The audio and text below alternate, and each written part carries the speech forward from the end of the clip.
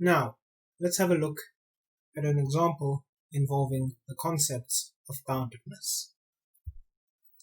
Example 1. Find the minimum, maximum, infimum, and supremum of the following set, S. So, S is a set of all real numbers x for which absolute value of x minus 2 is less than the square root of 3. Unpacking this definition, we get rid of the absolute value and find that the condition becomes that x minus 2 is between minus square root of 3 and square root of 3, and that x itself is between 2 minus square root of 3 and 2 plus square root of 3. So there's our x in a slightly more convenient or palatable form.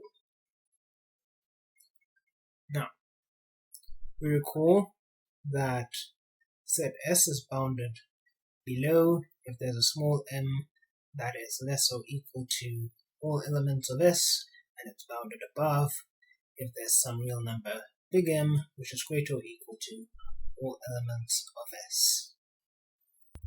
Having a look at the definition of S again, we can clearly see that elements x of S are clearly bounded above and below by 2 plus square root of 3 and 2 minus square root of 3 respectively. Now that boundedness is sorted, let's have a look at the minimums and the maximums.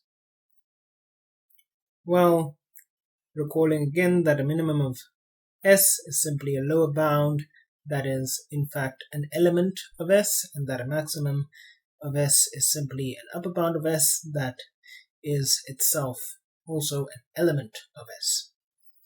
Having a look at the definition of S, we see that good candidates for the minimum and the maximum would be 2 minus square root of 3 and 2 plus square root of 3, but unfortunately these just happen to be upper bounds and they're not, upper and lower bounds, but they're not necessarily min and maximum, because 2 plus square root of 3 and 2 minus square root of 3 fail to be elements of S, and this is mainly because S is defined with a strict inequality instead of a non-strict equality, so less than rather than less than or equal to.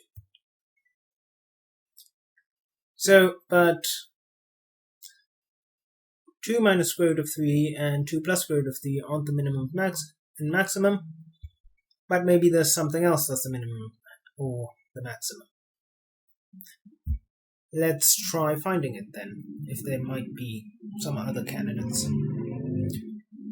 So, suppose that there is a minimum, say x0, and that there is a maximum x0.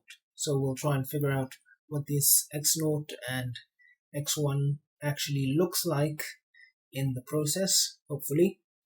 So x0 is less or equal to x is less or equal to x1, simply by the definition of what a maximum and a minimum are. Additionally, x0 and x1, being careful to distinguish them as minimum and maximum and not simply lower and upper bounds, are in fact elements of S. Now, being an element of S means you are between 2 minus square root 3 and 2 plus square root of 3, that is strictly between, and so indeed x0 and x1 are between those. But now, strictly between means that x0 and x1 are simply 2 minus square root of 3 plus some epsilon 0, which is positive, that guarantees that one is above 2 minus square root 3, and x1 would be 2 plus square root of 3 minus some epsilon 1 positive, which would guarantee it being below 2 plus square root of 3. But then we could, instead of adding epsilon naught and subtracting epsilon 1, add and subtract half of these quote-unquote small positive values. That will lead us to the red numbers, 2 minus square root 3 plus epsilon over 2, and 2 plus square root 3 minus epsilon 1 over 2. Interestingly, these numbers are themselves strictly between 2 minus square root 3 and 2 plus square root 3. That is, the red numbers are strictly between the blue numbers. So, just looking at one side, the maximum side, 2 plus square root 3 minus epsilon 1 over 2 is less than 2 plus square root 3 and greater than 2 minus square root 3, meaning from the definition of S, it is an element of S. But it is greater than our supposed maximum, x1, which is 2 plus square root 3 minus epsilon 1. But this is a contradiction. By definition of maximum, the maximum is greater than all elements of the set, and so they cannot be an element of the set that is greater than that. So that's a problem. So, what have we really found out here? That there is no maximum of S, and in fact, of course, a similar argument with the minimum side shows that there is no minimum of S. So, going back to our previous drawing from the extras lecture 1, we have that S is bounded below, there might be an infimum, and there is no minimum. And similarly it's bounded above. We still have a potential for supremum, but there is no maximum. So let's have a look at the supremum and the infimum. These might actually exist. And in fact they do, because S is a subset of the reals, and it's bounded above and bounded below. Thus, by the completeness axiom, we have that S indeed has a supremum and indeed has an infimum. So clearly we're not looking for things that don't exist, we just now need to figure out what exactly the supremum and the infimum are. Now, reminding ourselves of what S looks like again, it's all elements x of the reals between 2 minus square root 3 and 2 plus square root 3. This leads us to suspect that, the best upper bound and lower bound for the set is most probably 2 plus square root 3 for the supremum and 2 minus square root 3 for the infimum. But a suspicion is not a proof, so we actually need to prove this. So let's have a look at the proof for the infimum side. Now, the definition of an infimum is the greatest lower bound. And so for S, we have that inf S is a lower bound of S, and inf S is greater or equal to any lower bound M of S. Substituting our suspect 2 minus square root 3, we should be able to prove that 2 minus square root 3 is a lower bound of S, and 2 minus square root 3 is greater or equal to any lower bound M of S. Luckily, we already have that 2 minus square root 3 was a lower bound of S, and so we only have 1/2 of this to show. Okay, let's show the remaining half. It is the greatest lower bound. That is, for any lower bound M, 2 minus square root 3 is greater than that. This translates into, in essence, meaning that any number greater than 2 minus square root 3 cannot be a lower bound for S. Now, any number greater than 2 minus square root 3. That's simply 2 minus square root 3 plus some positive number, say epsilon. So 2 minus square root 3 plus any epsilon greater than 0 cannot be a lower bound for S. So our proof has now reduced to proving this negative statement that says 2 minus square root 3 plus epsilon cannot be a lower bound of S.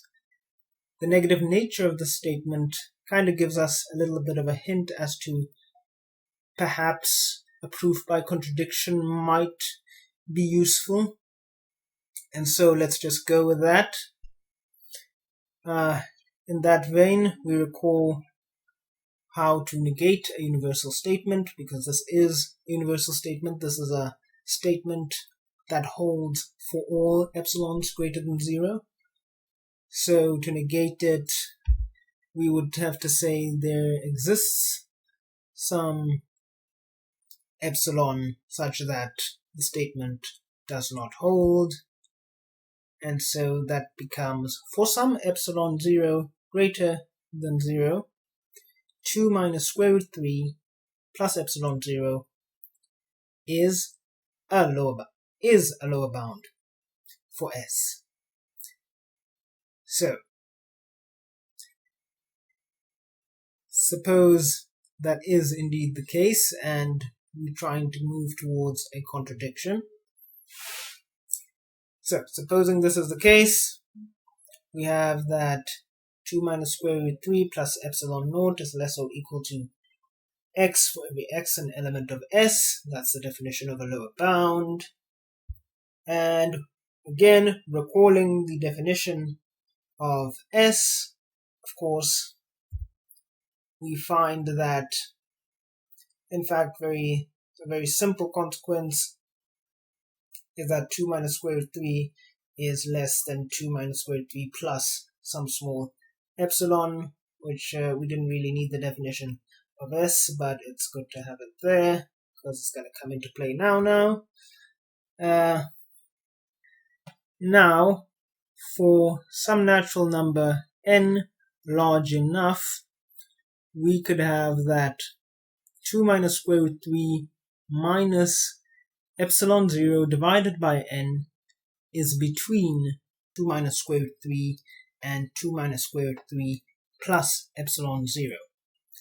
And on the other side, we do note, since x is an element of S, x needs to be less than 2 plus square root 3. But how's that helpful? Well, notice that in this long series of inequalities, 2 minus square root 3 minus epsilon over n is in fact between 2 minus square root 3 and 2 plus square root 3. That is, 2 minus square root 3 plus epsilon over n is an element of S. But then what does that mean? Well, 2 minus square root 3 minus plus epsilon. But then what does that mean? 2 minus square root 3 plus epsilon naught over n, which is less than 2 minus square root 3 plus epsilon naught, is an element of S. That is, an element of S that is less than our supposed lower bound of S. So, it's not. That is a contradiction. And since we're proving by contradiction, this is exactly what we wanted. A contradiction from the supposition that some number greater than 2 minus square root 3 is actually a lower bound for the set S. Thus, no number greater than 2 minus square root 3 is a lower bound of S, and therefore 2 minus square root 3 is indeed the greatest lower bound of S, i.e. the infimum of S. Now for some remarks. Going back to our picture of the lower bound, infimum, and minimum, or alternatively the upper bound, supremum, and maximum, the suggested way to go about questions such as example 1 is to first establish whether the set S is bounded below or above. So by definition, first deal with the question of boundedness. Then, once boundedness is established, for example, bounded below, one can invoke the completeness axiom, axiom A15, to guarantee one that there exists an infimum. Additionally, one would have to come up with a candidate for that infimum and then prove that your candidate is indeed what you claim it to be, that is, it is the infimum. Then, once that's sorted, one can use the theorem in the previous lecture that if there is an infimum and it's an element of the set, that is a minimum, then the infimum and the minimum are exactly the same. So that theorem hands you, once you've established that there is a minimum, that theorem practically hands you the value of the minimum. This, in our presentation, would have saved us the cumbersome proof of showing that the minimum and maximum does not exist, but it was actually a very instructive proof, by the way. So, yes. Now, let's consider a few small changes to the set S and how they would affect this question. Consider the set S2, where we changed our inequality to a non-strict inequality. In this case, the minimum and maximum of the set S2 actually do exist. In the case where we restrict our set to being in the rationals, one should find that the set is bounded and the supremum and infimum stay the same and they do exist. However, the minimum and the maximum do not exist, as in with the original S, but now the proof for the supremum and the infimum changes, accounting for the restriction to Q. Another example, S4, where we simply remove the absolute values, gives us a set which is not bounded, or at least not on both sides. And so the lower side of our proof, in essence, falls away. So it's not bounded below this. So small changes to the set S result in major differences or major changes in the characteristics of S. So these are just a few little details in your question to look out for.